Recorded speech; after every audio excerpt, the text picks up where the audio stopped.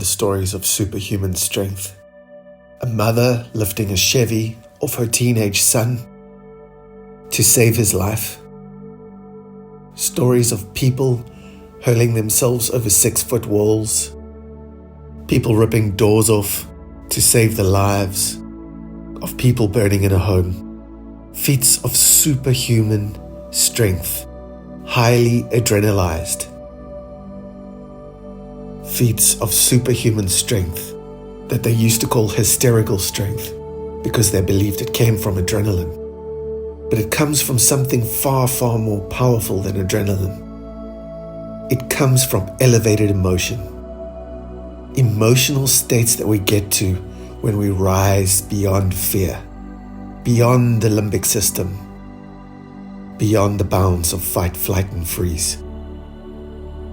Today we seem to think that it's normal to one day be told that we're suffering from depression, some kind of angst and burnout and stress, that we're suffering from some physical, psychological, or emotional disorder or disease, some kind of state that is going to keep us prisoner, not allowing us to do what we need to do. We think it's normal being diagnosed, having some kind of burden, some heavy limitations put on us. 1 in 4 in each family is depressed or addicted. People believe that their personality disorder is a lifelong sentence. People believe so much. They say, I am anxious, I am stressed, I am suffering this or that disease or disorder. And they wear those shackles for a lifetime. But that is not normal, and that's what we teach. It is by no means the norm. People achieve superhuman strength, feats of overcoming disease every single day. What is normal is to access energized emotion when we need it. Just like the mom who lifts the Chevy to save her teenage son, we are capable of the very same feats. We're not only capable, it's part of who we are, it's part of the journey, and part of what we need to realize to get to where we need to go. To fulfill our life purpose, we're going to need one day to overcome obstacles and hurdles that we possibly have been entrained to believe are limits. But that is not normal. Every time we're able to get out of our limbic system, we're able to elevate our emotions to such a point where a tipping point, a paradigm shift is reached. We're capable of superhuman feats. Many people today have become believers.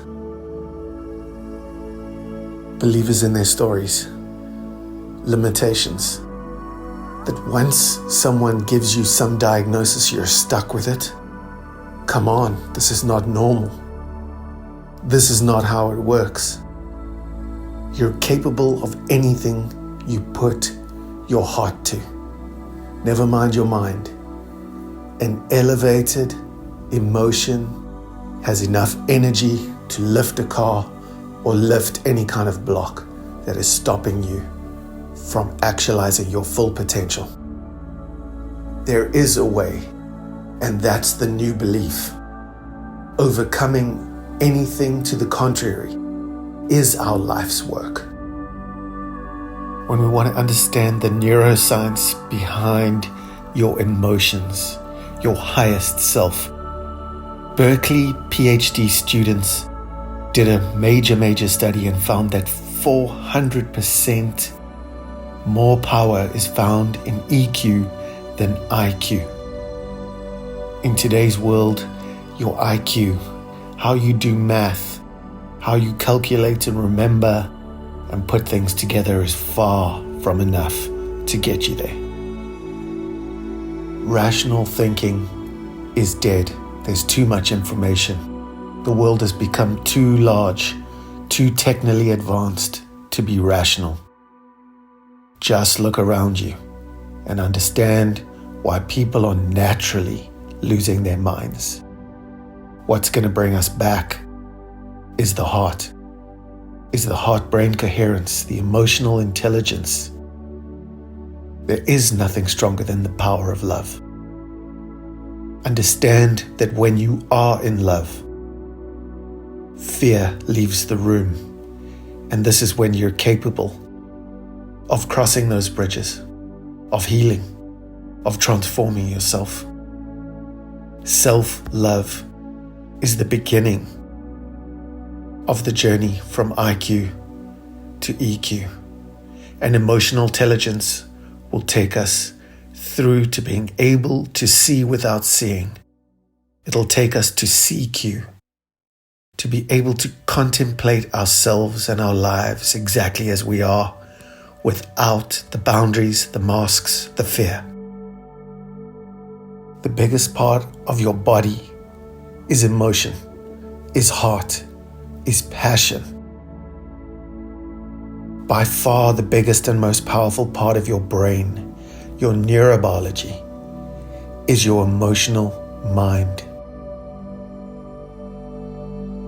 Not your EQ, not your limbic system, not your survival mind.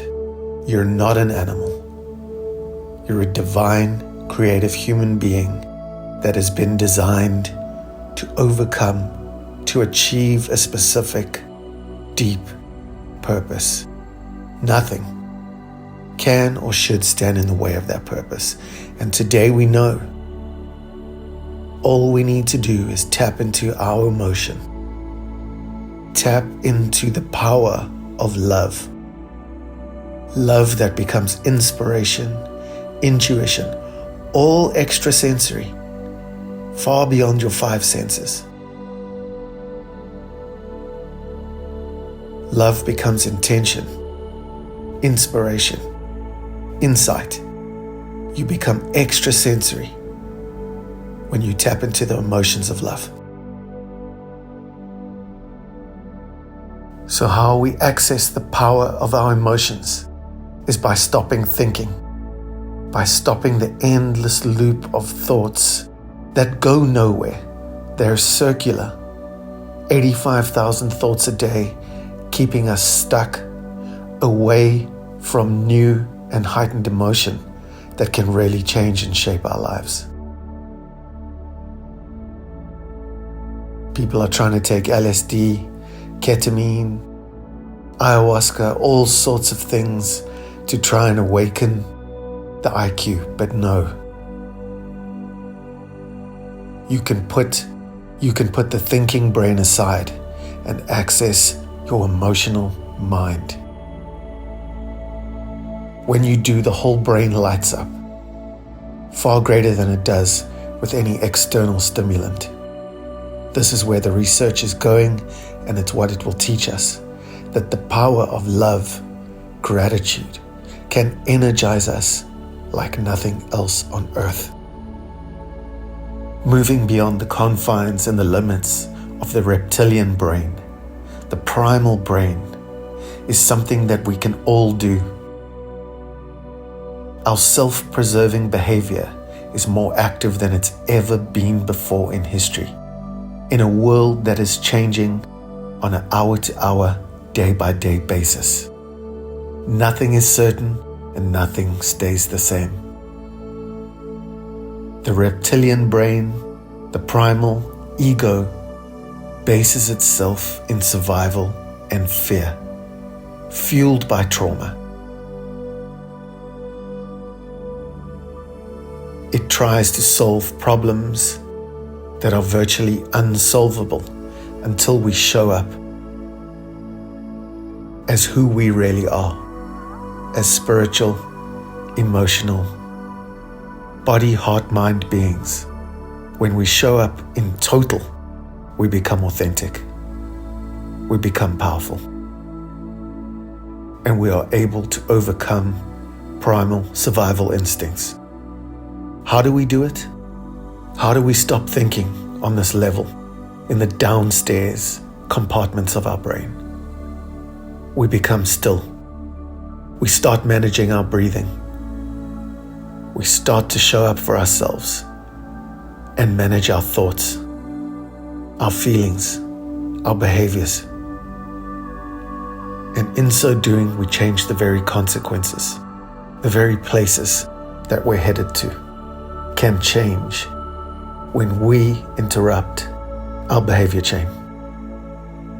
When we light up forebrain, midbrain, and hindbrain together through breath, through stillness, through meditation and contemplation, we can change the body's vital functions, respiration, heart rates, and every dis-ease and disorder that is in between can be overcome.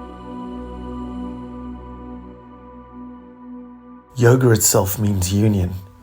We need to put the body, heart, mind together. When we do, we access 100% brain power. The brain lies incredibly dormant, and when we're stuck, we start thinking like mammals and reptiles. We start thinking small. We start thinking limitations, and only small parts of our brain glow. Every other piece of energy and resource is used for survival. Survival that we don't really need. We're not being chased any longer by saber-toothed tigers. So we have to show our brain, show ourselves. We have to shift the whole paradigm and the narrative. And when we're in emotional agony, understand that we can easily overcome it through contemplative practice, through breath, stillness, consciousness. And we're all capable of doing it in any given moment in time. So in this way, we're limitless and we don't even know it. We're unconscious, sleeping, until we become extrasensory and override a brain that is controlling us for survival. The science is in that you can have a profound effect through all of these practices on your immune system, your cardiovascular system, lymphatic systems, all systems within, even bacteria and viruses. Nothing is beyond your control. Not control based in fear. Control based on purpose, on your intention, on how you present the meaning of your life to yourself. Science has shown us what religion and spirituality have always tried to teach. We can all go within to access the power to overcome any obstacles that we face. We don't go out, we go within.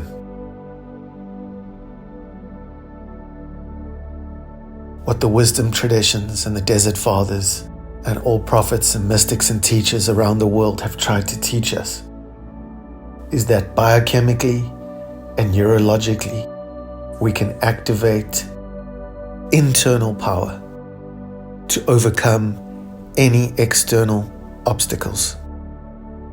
When life brings trauma and agony and pain, we must understand that when we are ready, we have the power to overcome all the emotions that hold us back from happiness, peace, experiencing reality and bliss.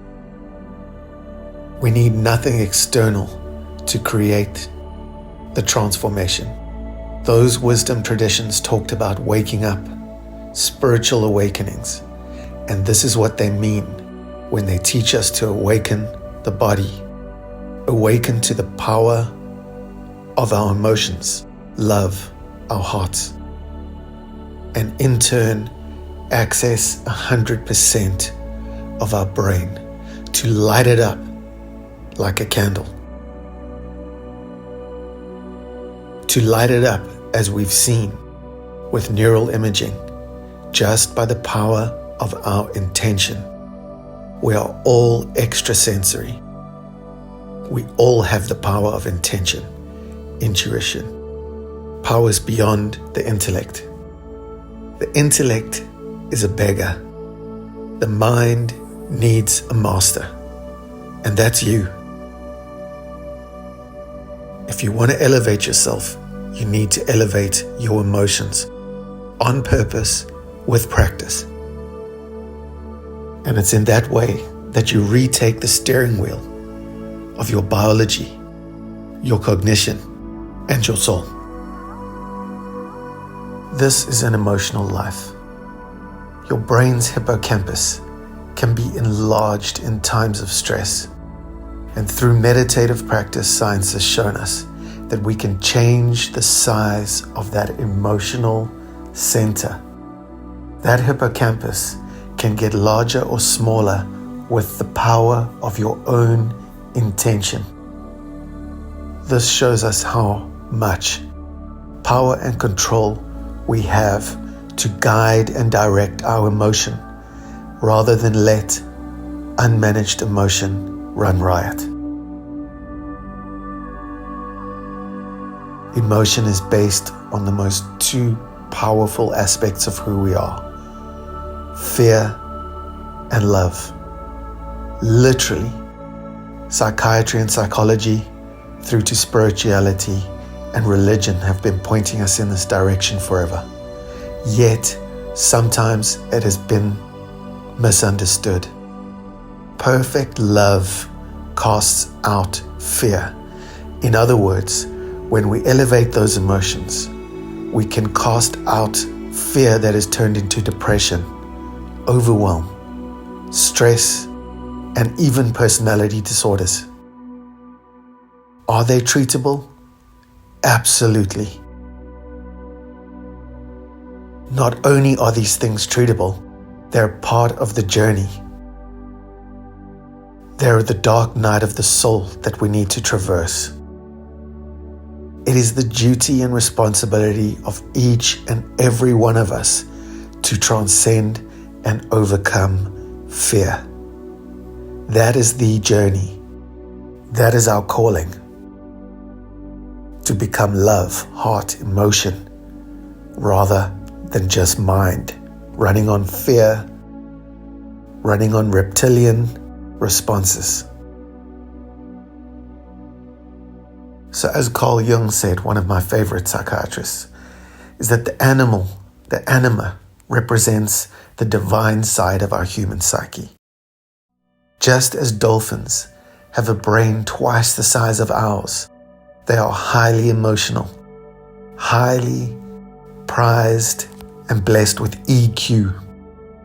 Dolphins, in fact, spend their time far, far more wisely than we do, chasing money, chasing stress, chasing busyness.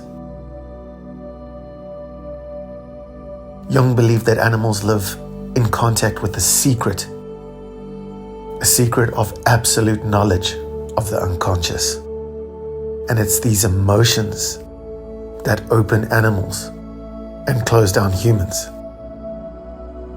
With fear, animals tend to forget everything and rise. And we tend to forget everything and run.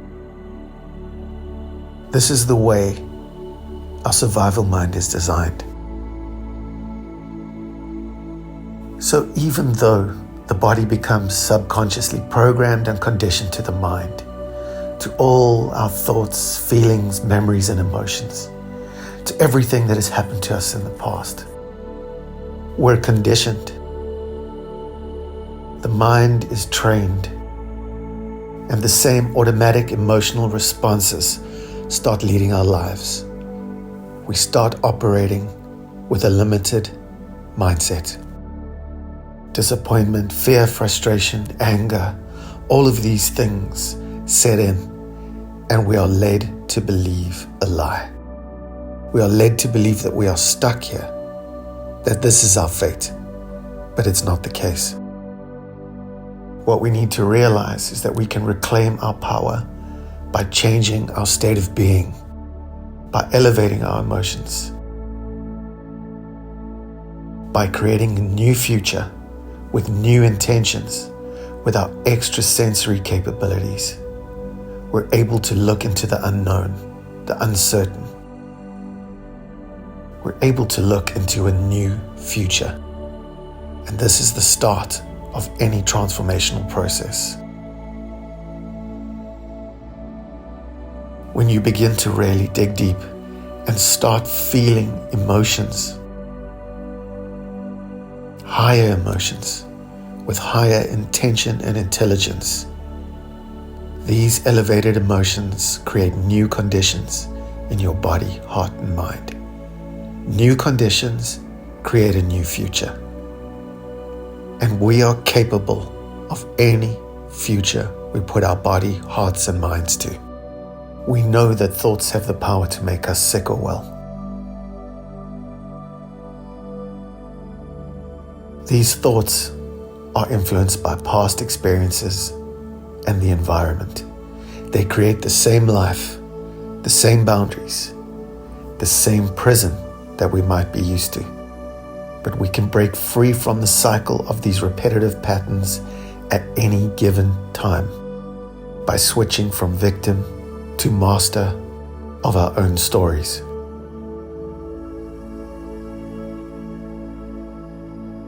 So what this all means is that you, right here, right now, have the capacity to step out of your situation. You get to change and then regulate your emotions. Practice will help you enlarge the hippocampus, allowing you to feel more emotion, to move past trauma, stuckness, and hurt, to move past despair. The key to a paradigm shift for each and every one of us. Where focus goes, energy flows. It's all about what you start to focus on. When you withdraw from your external influence, the world's influence on who you have become, you will no longer be controlled by your emotions, because it is in fact your emotions that will set you free. So you can grab the wheel of your mind and steer in any direction that you want to go with the power of intention, with the power of your extrasensory self. By bringing all your faculties and talents together, you will be able to access the power of love, the greatest power in the universe. Perfect love casts out fear. It casts out fear from your mind, your body, and your heart. And when we cast that fear out, we're capable of greater things than we possibly could have imagined.